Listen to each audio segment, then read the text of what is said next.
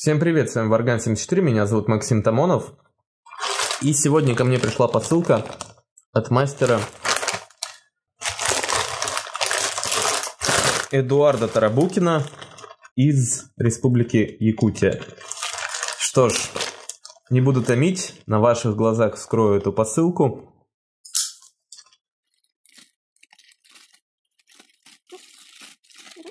Раз.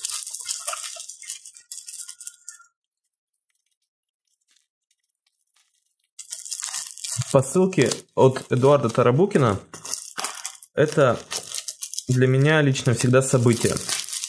Всегда жду их с большим нетерпением. И тому есть веские причины.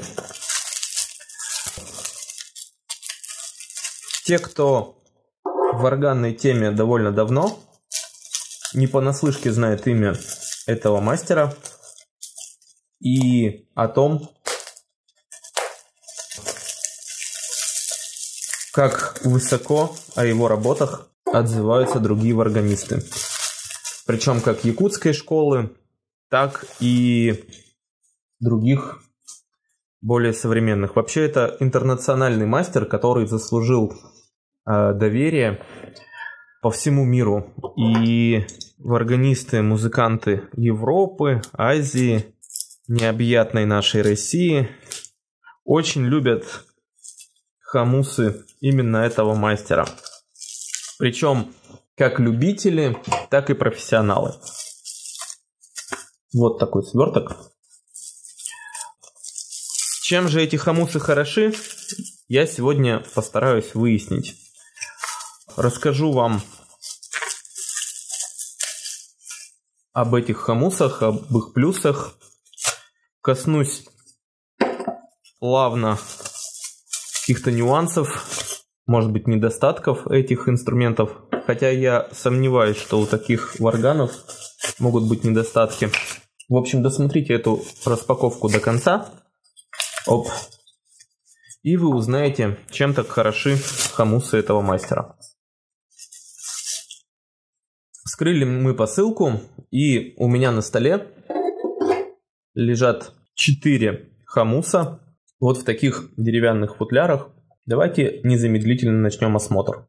Чем я люблю якутские хамусы, так это тем, что все они снабжены уже футлярами. И если вы покупаете якутский хамус, то думать о том, как защитить его от механических повреждений или от каких-то природных явлений, может быть, вам можно об этом уже не париться. То есть хамус снабжен уже вот таким деревянным, довольно прочным футляром. Надо сказать, что хамусы настолько хорошо защищены этими футлярами, что приходят ко мне без всякой защиты, без всякого картона, без всяких коробок, просто обернутые в мягкую упаковку. И, как вы видите, приходят они ко мне в целости. Такое решение я считаю довольно удобным, поскольку футляр вы можете как взять с собой в поход, положить его в рюкзак, и вашему хамусу ничего не будет. Либо, если вы любите вот так вот красоваться с хамусом на шее, вы можете повешать его вот так прямо на грудь, укоротить шнурок, как вам надо, и любоваться этим хамусом сами и показывать его другим. Меня же интересует звук. Что ж, давайте рассмотрим сам варган и заценим, как же он звучит. Ну что, у меня в руках классический якутский хамус, довольно небольшой относительно моей ладони. Длина кованой рамы 9 сантиметров. Высота вот здесь, там где деки, примерно, пусть будет 5 миллиметров. И толщина хамуса в районе кольца, пусть будет 4 мм. Поскольку хамус кованый и сработан, прям молотком, его вот эти поперечные размеры, они могут немножко варьировать, потому что мастер правил форму, и где-то там на пару миллиметров есть расхождение. Коленце по-якутски очень высокое, порядка 2,5 сантиметров. Язычок. Ух, какой красавец. Обратите внимание, какая высокая конусность. Язычок довольно широкий у основания. Да. И достаточно узкий у загиба. Такая форма, как вы знаете, а может быть нет, если не знаете, вас просвещу. Так вот, такая форма, она благоприятна именно для обертонистости, вот для красоты звучания. То есть хомус, язычок имеет очень жесткий язычок вот здесь у основания, и при этом у загиба, там где есть контакт с вашими зубами, язычок становится очень гибким и очень податливым. Как правило, это сказывается на отзывчивости к дыханию, на отзывчивости к обертонам. Что ж, не будем томить. Да, еще обратите внимание, что у хомусов Эдуарда Тарабукина довольно широкое кольцо. И это весьма себе удобно для разных видов хвата. Кто-то любит держать хомус вот так традиционно, по-якутски. Я предпочитаю держать вот так. Берем, пробуем. Начну с якутского боя, потом перейду на европейский, возьму следующий варган, потом следующий. Попробую все 4 и затем в конце распаковки скажу свое мнение об этом варгане, обо всех 4 варганах.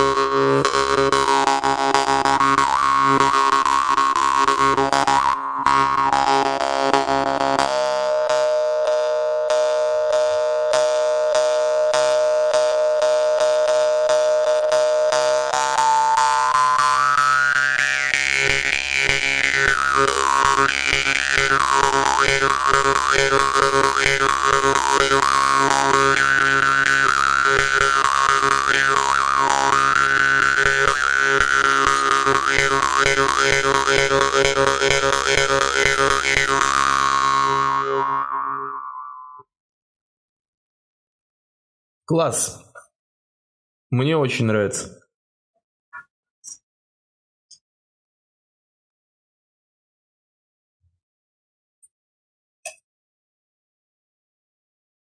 Обязательно протирайте хомусы после игры.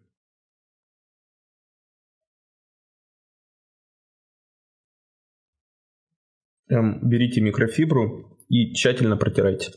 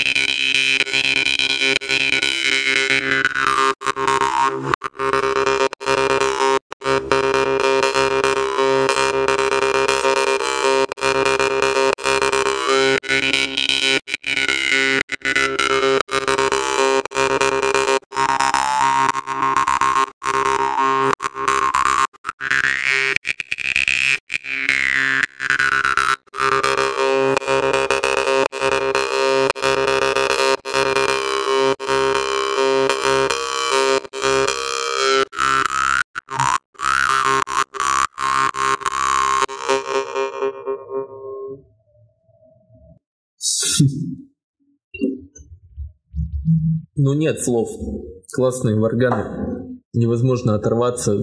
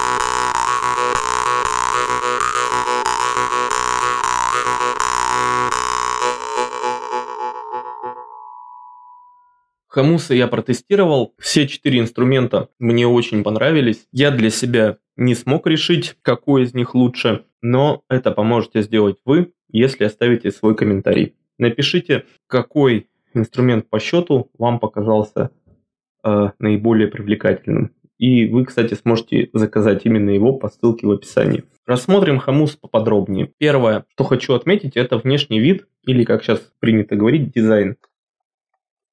Классический якутский хамус в деревянном футляре. Футляр очень добротный, плотный кусок дерева, хамус в нем утоплен, есть небольшой зазорчик, можно класть вот так на плоскость, хамус у вас не поцарапается.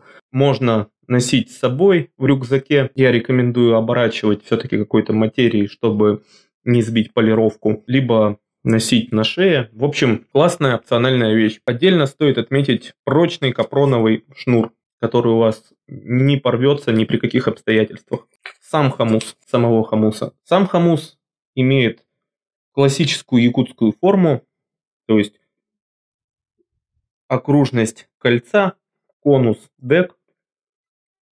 Все это прекрасно лежит в руке. Можно брать любым хватом, вот таким якутским эстрадным, вот таким, каким угодно.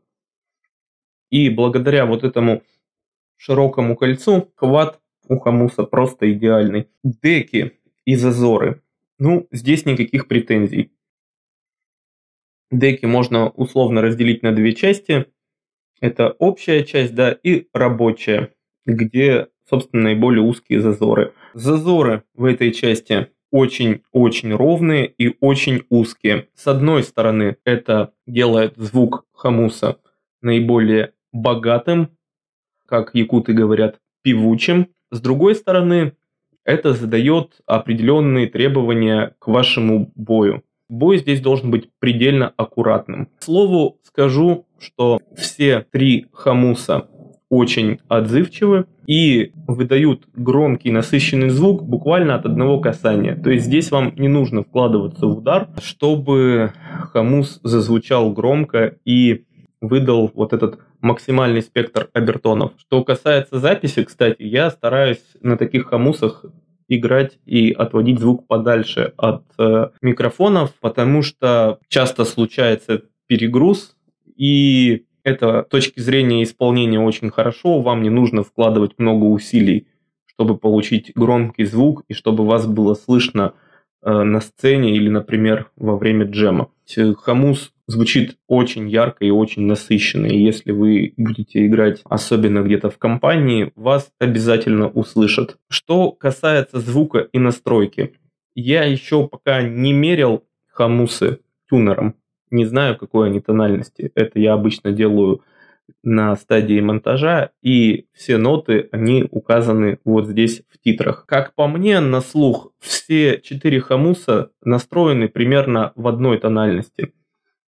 Различаются буквально там на чуть-чуть, может быть, в полтона. Все 4 хамуса объединяет такой усредненный тембр. Это где-то первая октава, может быть, нота до, может быть, до диез. Правьте меня, если я ошибаюсь. При этом звук хамусов достаточно богат. У него есть такой очень плотный низ. Я специально опускался регистром вниз, расширяя глотку, используя диафрагму, и хамус выдавал такой приятный насыщенный бас. Также у инструмента есть красивый верх, можно поиграть на закрытых обертонах, использовать разные приемы звукоизвлечения, и хамус себя прекрасно ведет. Что касается обертонов и управляемости, то здесь нужно быть предельно аккуратным, задействуя дыхание и артикуляцию, потому что хамус очень отзывчивый, и стоит вам совершить какое-то микродвижение языком, подъязычными мышцами, глоткой,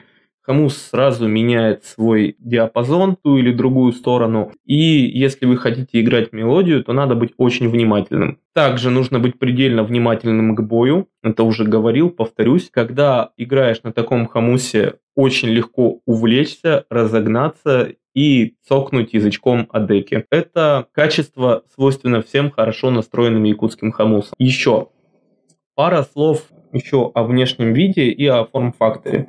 У хамуса достаточно прошу прощения за звуки, у хамуса достаточно узкие деки, то есть они прям сходятся на конус, и вот здесь в рабочей части имеют очень такую маленькую ширину, вследствие чего новичкам может быть немного неудобно ставить хамусы на зубы. Например, у тех же венгерских даромбов деки более широкие, имеют определенную параллельность, и они более удобны. Но вот эта особенность формы является в том числе и плюсом данного хамуса, поскольку, приставляя хамус к зубам и создавая губами достаточно плотный резонатор, вы получаете такой же плотный и насыщенный звук. То есть у вас весь звук сконцентрирован в вашей ротовой полости.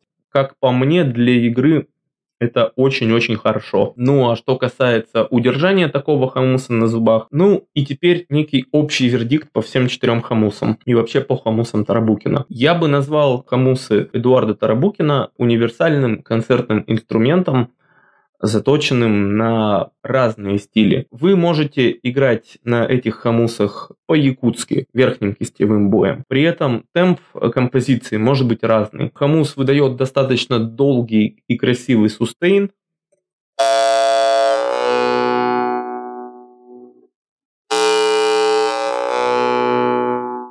который очень легко можно поддержать дыханием и артикуляцией.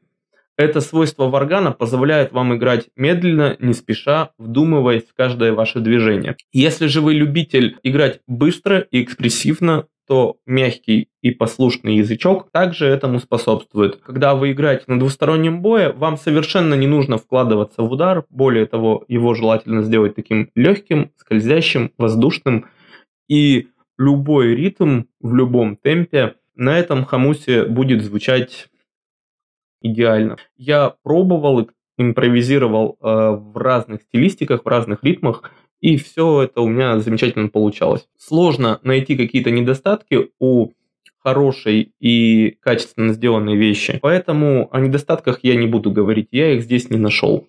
Хамус хорош со всех сторон. Он подойдет и любителям классической якутской школы, и любителям поиграть какой-то быстрый скоростной транс, и те, кто предпочитает такую умеренную мелодическую игру с опорой на обертоны, также оценят этот инструмент. На сегодня у меня все. Я хамусами очень доволен, не знаю, как вы. Вы можете написать в комментарии, какой хамус вам понравился больше, а также заказать их по ссылке в описании. С удовольствием проконсультирую и помогу вам выбрать лучший, тот, который подойдет именно вам. А с вами был Варган74, меня зовут Максим Тамонов, и у меня для вас небольшое объявление. Совсем недавно ко мне пришли хамусы Герасима Тарабукина, это брат Эдуарда Тарабукина, и посмотреть эту распаковку вы также сможете на моем канале. И мне было бы интересно сравнить эти две работы. Я понимаю, что они принципиально разные, но это все-таки одна школа. Возможно, у братьев был какой-то один учитель, у которого они подчеркнули мастерство. И оба хамуса, что хамус Эдуарда Тарабукина, что хамус Герасима Тарабукина, очень хороши. И я думаю, они достойны отдельного выпуска такого сравнительного анализа. Во-первых, напишите в комментариях, интересно ли вам было бы сравнить эти два хамуса. И второе, обязательно поставьте лайк. Когда это видео наберет 100 лайков, я обязательно выпущу такой сравнительный обзор двух этих варганов. Что ж, вот теперь точно все. С вами был Варган74, меня зовут Максим Тамонов. Ставьте палец вверх под видео, подписывайтесь на канал, если еще не подписались, и бейте в колокол, чтобы следить за новыми распаковками и новыми обзорами. Также подпишитесь, пожалуйста, на мои соцсети. ВКонтакте вы найдете полный каталог варганов и еще больше видео и интересных материалов. А в сети Instagram, в моем аккаунте, вы найдете красивые подробные фото каждого хамуса. Спасибо вам за внимание. Смотрите мои обзоры, любите музыку, играйте на хороших инструментах, заказывайте их у меня. Будьте здоровы, всем пока.